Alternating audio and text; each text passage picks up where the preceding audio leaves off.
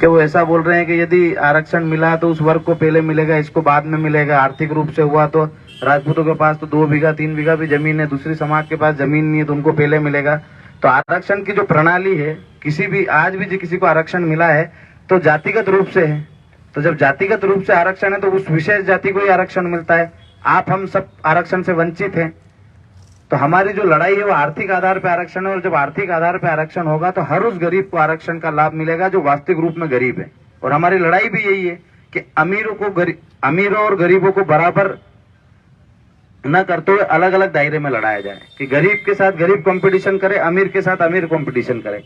एक लेवल के लोग जब एक साथ लड़ते हैं, पहलवानों में भी जब कुश्ती होती है, पहलवान लड़ते हैं तो 56 किलो वजन ग्राम के साथ ही 56 किलो लड़ता है, 50 वाला 50 के साथ लड़ता है, 70 वाला 70 के साथ लड़ता है। पर यहाँ ऐसा है कि एक करोड़पति व्यक्ति आरक्षण का फायदा उठा के जो एक गरीब दलित व्यक्ति है उसके साथ फाइट करता है और वो स्वतः ही जीत जाता है। क्योंकि यदि 30 किलो वाले पहलवान को 70 किलो वाले पहलवान से लड़ाया जाएगा तो वो वैसे ही 30 किलो वाला हार जाएगा। वैसे ही एक गरीब व्यक्ति एक अमीर व्यक्ति के साथ यदि किसी कंपटीशन एग्जाम में फाइट करेगा तो वैसे ही हार जाएगा। तो हमारी मांग है कि जैसे कि हमारा स्वर्ण समाज का भाई है, पिछड़ा समाज का भाई है या ST SC का भाई है, यदि वो सब गरीब हैं तो उनको एक साथ एक ही दायरे में लड़ाया जाए, उनके साथ जातिगत भेदभाव नहीं किया जाए, उनको गरीब समझ के आरक्षण दिया जाए। तो सब एक साथ जब कंपटीशन में जाएंगे तभी देश का विकास होगा। क्योंकि नौकरी किसी की भी लगेगी, यदि वो 49% आरक्षण हो तो उसमें किसी की भी नौकरी लगेगी गरीब की। और जब तक विकास नहीं हो सकता देश का, जब तक देश के जो गरीब व्यक्ति है वो अमीर होने के बाद अपना आरक्षण नहीं छोड़े। जैसे कि पहले सरकारों ने कहा कि जो अमीर है, जो सक्षम है, वो गैस सब्सिडी छोड़ दे, अपने लोगों ने छोड़ी ना सब्सिडी। तो वैसे ही इस देश में जितने भी अमीर ST SC के हैं वो आरक्षण छोड़ दे। तो उनके आरक्षण छोड़ने से जो गरीब वर्ग का, वंचित वर्ग का, दलित हो, भले सामान्य हो, पिछड़ा हो, उसको उसका लाभ मिले और वो भी अमीर हो जाए तब वो भी छोड़ दे, वो भी उससे बाहर जाए और नए व्यक्ति को आने दे। तो एक धीरे धीरे जो प्रक्रिया चलेगी, जो 70 सालों में ये आरक्षण देके जो व्यवस्था स्थापित नहीं कर पाए, वो आने वाले 70 सालों में जरूर व्यवस्था स्थापित हो जाएगी कि जितनी भी नौकरियां लगेगी तो धीरे धीरे लोग सक्षम होते जाएंगे, आरक्षण के दायरे से बाहर होते जाएंगे, तो जो सक्षम नहीं है उनको मौका मिलेगा। तो हमारी जो लड़ाई है, आप यहाँ से जाओ तो अपने लोगों को समझाने की कोशिश करो कि हमारी लड़ाई आरक्षण के खिलाफ नहीं है, हमारी लड़ाई जो उनकी व्यवस्था है उसके खिलाफ है। कि आपने जिन अमीरों को आरक्षण दे रखा है, SP कलेक्टर के बेटे को आरक्षण दे रखा है, एक विधायक के बेटे को आरक्षण है, एक मंत्री के बेटे को आरक्षण है, तो हमें उससे एलर्जी, हमें उन लोगों से एलर्जी नहीं जो गरीब है और जिनको वास्तविक जरूरत है। जैसे एट्रोसिटी एक्ट की बात करते हैं हम, क्या आप लोगों को समझाते हो? अपन बहुत सारी जगह, मैं भी जाता हूँ गाँव में, रैलियों में जा रहा हूँ, मिल रहा हूँ, तो लोग बोलते हैं एट्रोसिटी एक्ट के खिलाफ है। हम तो सामान्य पिछड़ा एक्ट की भी मांग कर रहे हैं कि जैसे ST SC एक्ट बना वैसे ही सामान्य पिछड़ा एक्ट भी बने, ताकि यदि हमारे लोगों के साथ भी अन्याय हो तो उनको भी न्याय मिल सके। वो भी यदि FIR कराने जाए तो जो सामने वाला किसी भी समाज का हो, ST SC वर्ग के लोग ऐसा करते हैं। आपके इस एरिया में ST SC एक्ट में मुकदमा होते हैं कि नहीं होते? तो आप यदि कोई ST SC का व्यक्ति किसी सामान्य पिछड़ा वर्ग के व्यक्ति को मारता भी है, गाली भी देता है, और फिर अपन जब FIR कराने जाते हैं तो उसका नुकसान क्या होता है अपना? जब अपन FIR कराने जाते हैं तो छोटी मोटी जो मारपीट या गाली गलौज की धारा होती है उसमें FIR दर्ज हो जाती है, और उसको जो सामने वाले को बुलाते हैं, जब वहाँ पुलिस घंटे 2 घंटे बाद बुलाती है, तो वो जब वहाँ पहुंचता है उसके बाद क्या होता है? वो आता है और बोलता है इसने मेरे को गाली दी, जाति सूचक शब्दों से, मुझे अनशन बोला, मुझे मारपीट करी, मुझे दलित समझ के, जो भी समझ के मुझे गाली गलौज करी, तो उसको तो हाथों हाथ आपने जो FIR करी उसमें तो उसको वहीं से जमानत मिल गई, और आपके खिलाफ जब उसने 2 घंटे बाद झूठी FIR करी और आपको जेल भेज दिया। तो आज की स्थिति में ऐसी स्थिति है कि यदि किसी ने अपने को गाली भी दी तो अपन FIR कराने नहीं जा सकते। तो आज जो एट्रोसिटी एक्ट है उसी की तर्ज पे हम सामान्य पिछड़ा एक्ट की मांग कर रहे हैं, ताकि हमारे भी हक अधिकारों की रक्षा हो सके, हमारे लिए भी कोई लड़ने वाला हो, ताकि हम जाए तो हमें भी एक एक्ट मिले, सामान्य OBC एक्ट। हम पे कोई मारपीट करता है, अत्याचार करता है तो उसके खिलाफ भी ST SC एक्ट में मुकदमा होता है, ऐसे सामान्य OBC एक्ट में मुकदमा होना चाहिए, ताकि हम भी FIR कराने लायक हो। आज का समय इतना बुरा है कि यदि कोई ST SC का व्यक्ति FIR कराता है तो छोटी सी छोटी धारा में उसको 70,000 रुपए मिलते हैं, 354 छेड़छाड़ का मुकदमा है तो 2.5 लाख रुपए मिलते हैं, वही बलात्कार है तो 8.5 लाख रुपए मिलते हैं। आप FIR कराओ या मत कराओ, उसने कराई है तो उसको मिलेगा, भले वो झूठी हो।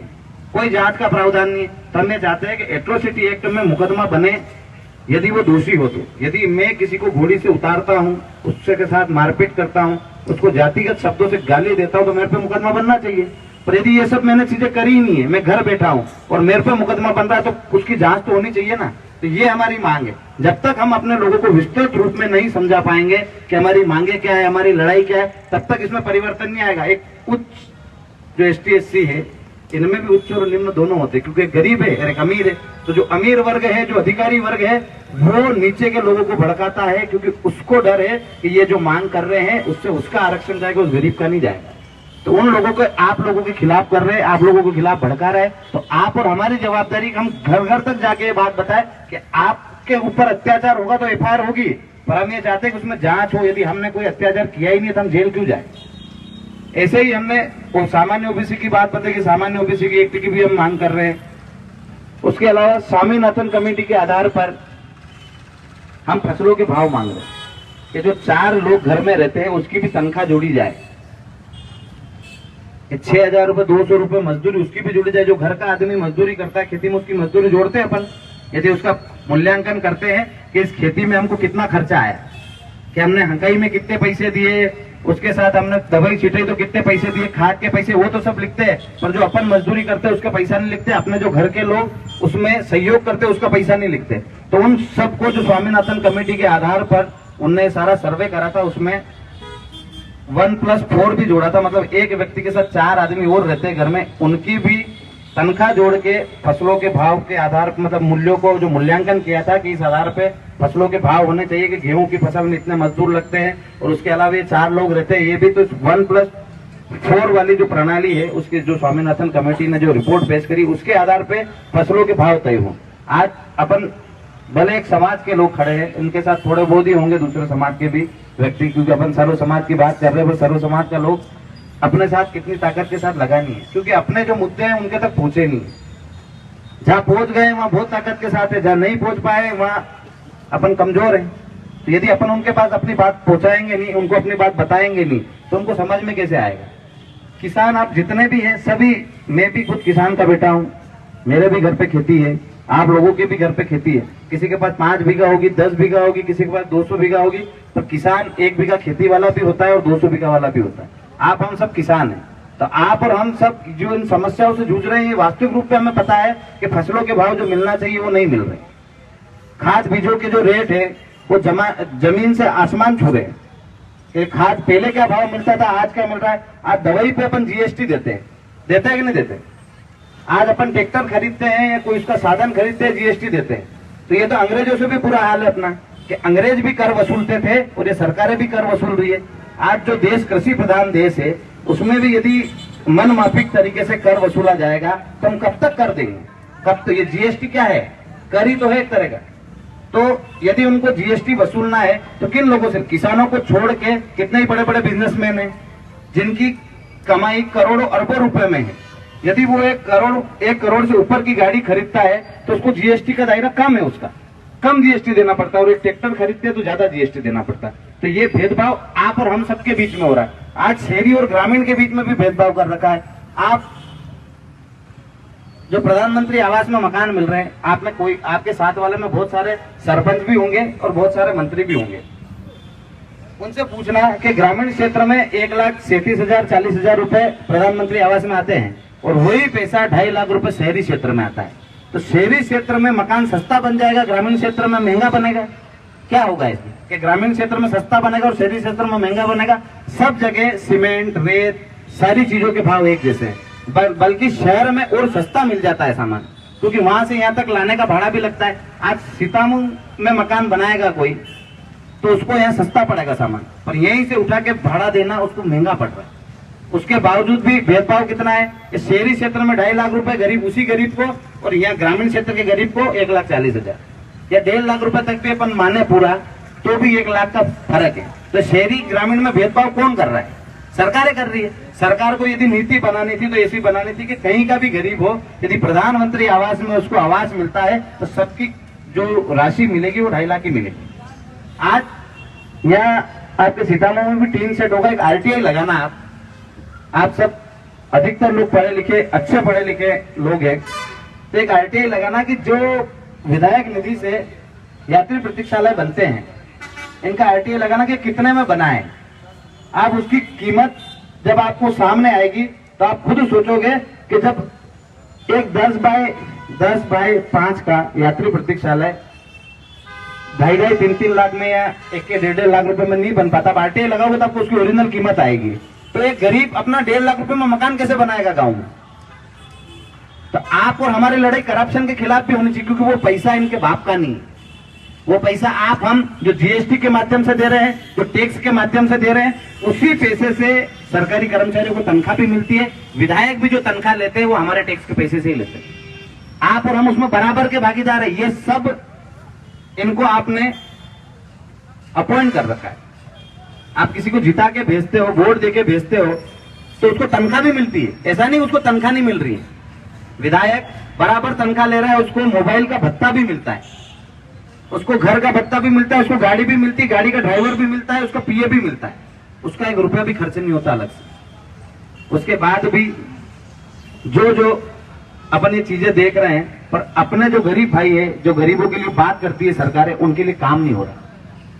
1.5 लाख 2.5 लाख का ये एक मामला है, ऐसे कई मामले हैं जिनको आप और हम अनदेखा कर रहे हैं। और यदि हम नहीं लड़ेंगे तो आज नहीं, आने वाला समय हमारे लिए और दुखदायी होगा, क्योंकि आज हम सब एकत्रित हैं। इस संख्या बल के साथ हम सरकारों को डरा सकते हैं, क्योंकि आज सरकार सिर्फ इस अंगूठे से डरती है। आप बंदूक निकाल के चले जाओ, तलवार निकाल के चले जाओ, कुछ नहीं होगा। आप एक विधायक को तलवार या बंदूक से नहीं डरा सकते, पर आपके वोटों की जो ताकत है उससे वो डरेगा भी सही, झुकेगा भी सही, और आप जिस लाइन पे उसको चलाना चाहते हो उस लाइन पे आपके साथ चलेगा भी सही।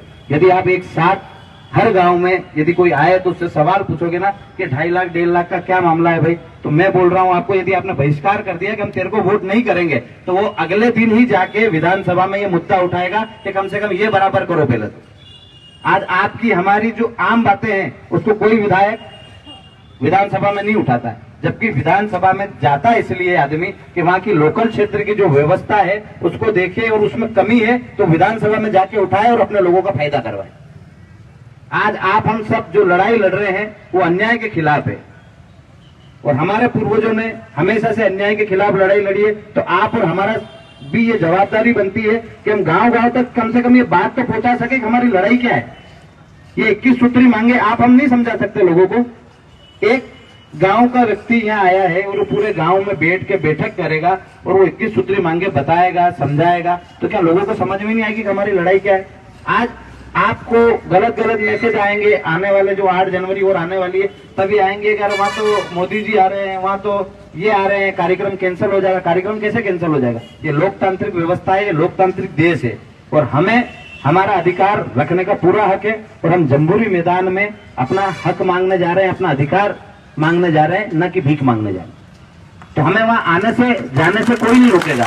उनका कार्यक्रम इंदौर में है, पर जो कुछ लोग हैं जिनको इस आंदोलन से नफरत है, जिन्हें हमसे नफरत है, वो ये लोगों को मैसेज कर रहे हैं कि मोदी जी आ रहे हैं तो कार्यक्रम कैसे हो? वो इंदौर आ रहे हैं, हम भोपाल जा रहे हैं, दोनों में फर्क है। और वो आई इसलिए रहे कि यदि हमारी बात हम ताकत के साथ रखेंगे तो हो सकता है वो शिवराज जी उनको आए साथ में ले जाएगा, साहब इतने लोग आंदोलन कर रहे हैं, यही सब खत्म कर दो मामला। क्योंकि प्रधानमंत्री जी, राष्ट्रपति जी और मुख्यमंत्री जी सब वही रहेंगे आसपास ही 200-250 किलोमीटर में, और आप हम बहुत ताकत के साथ लड़ रहे हैं। तो आपको और हमको ईमानदारी से पूरी ताकत के साथ लड़ना है, और आपको और हमको ये प्रण लेना पड़ेगा कि हम पार्टी विचारधारा से ऊपर लड़ेंगे। आप यहां से पधारो तो अपने अपने गांव में और आसपास गांव में जहां जो नहीं पहुंच पा रहा है, अपन ये सोचेंगे कि राणा जी घूमेंगे, गिरोबना घूमेंगे, मैं घूम रहा हूं। आप लोगों की भी जवाबदारी, ये लड़ाई हम सबकी एक ही है। आप और हम सब यदि अपनी अपनी जवाबदारी को नहीं समझेंगे तो अपन लोगों तक पहुंच नहीं पाएंगे। एक तहसील में 150-200 गांव है, मैं 200 गांव में कैसे जाऊंगा अकेला? यदि आप सब भी मेरी मदद करेंगे कि 10 गांव में कोई चला गया, 10 गांव में कोई चला गया, इस गांव का व्यक्ति उस गांव में चला गया, उस गांव का आगे वाले में चला गया, और यदि आप बैठ के लोगे, समझाओगे लोगों को, तो लड़ाई भी समझ में आएगी और मुद्दे भी समझ में आएंगे, और आपको जन समर्थन भी पूरा मिलेगा। और 8 जनवरी भोपाल तो 2-5 जिले वाले ही भर देंगे उस 700 एकड़ को। पर हमें इसलिए जाना है कि वहां जाके हम अपनी उपस्थिति दर्ज करा सके कि नहीं, हम आए थे अन्याय के खिलाफ लड़ने, भले उस ग्राउंड तक नहीं पहुंच पाए, पूरा ग्राउंड भरा जाएगा तो भोपाल में खड़े रहेंगे। यदि आपसे मीडिया वाले पूछे आके कि काहे के लिए आए और बोलोगे कि उनका फोन आ गया था तो आए, तो ये मैसेज गलत जाए। इसलिए हम जन जागरण यात्रा चला रहे हैं, स्वाभिमान यात्रा चला रहे हैं कि कम से कम आपको जो आपके 21 सूत्री मांगे हैं वो पता हो कि हम लड़ाई हमारी है क्या, किसी व्यक्ति के कहने पे नहीं जाना है, अपने मुद्दों को लेके, अपनी मांगों को लेके जाना है। तो आप सबसे निवेदन है कि ज्यादा से ज्यादा संख्या में पहले जन जागरण यात्रा गांव-गांव तक पहुंचाए, गांव-गांव तक आप लोग जाए। यदि कोई नहीं जा सकता है तो फोन लगा के पूछने की जरूरत नहीं है, हर व्यक्ति स्वतंत्र है पूरी तरीके से काम करने के लिए। 8 जनवरी के लिए आप कोई से भी गांव में जाके कहीं भी बैठक ले सकते हैं, उसके लिए आप अपने मुद्दे समझा सकते हैं। इसके लिए आपको किसी से परमिशन लेने की आवश्यकता नहीं, पूछने की आवश्यकता नहीं। आप में से कोई पद यात्राएं करना चाहता है गांव-गांव में, 10 गांव की करना चाहता है, 20 गांव की करना चाहता है, तो अपना रूट बनाए, उन गांवों के नंबर एकत्रित करे और वहां खबर करे कि मैं इस तारीख को इस गांव में आऊंगा, इतनी बजे आऊंगा। आपको किसी से पूछने की आवश्यकता नहीं है। आप किसी को व्यवस्था दे सकते हो, राणा जी को बोल सकते हो फोन लगा के कि मैं इन 10 गाँव में घूम रहा हूँ, तो इसके नंबर हो तो आप मेरे को दे दो, मैं पद यात्राएं करूंगा। इनके पास नंबर होंगे दे देंगे। जो हमारे और भी भाई जो जवाबदार हैं यहाँ, जो अपनी जवाबदारी से काम कर, जिनके पास नंबर होगा वो देगा। और 10 गांव की यात्रा भी आप कर सकते हो, जा सकते हो। गांव में पद यात्रा नहीं कर सकते, बाइक यात्रा कर सकते हो, कार से जा सकते हो, पर जैसे भी आप पहुंच सको उस माध्यम से पहुंचना और अपने लोगों को समझाना कि जो हमारी लड़ाई है वो भाजपा कांग्रेस से ऊपर उठ के है। हम किसी पार्टी विशेष के लिए नहीं लड़ रहे हैं, हम अपने अधिकारों के लिए लड़ रहे हैं। और जो पीड़ा हमारे पूर्वजों ने उठाया था 36 कौम की रक्षा का, वही 36 कौम की रक्षा हमें न तो किसी के अधिकार छीनने हैं, न हमारे अधिकारों को छीनने देना है। हमें दूसरों के अधिकारों की रक्षा करते हुए अपने अधिकारों को भी सुरक्षित करना है। इसी के साथ जय माता दी, जय मां करनी।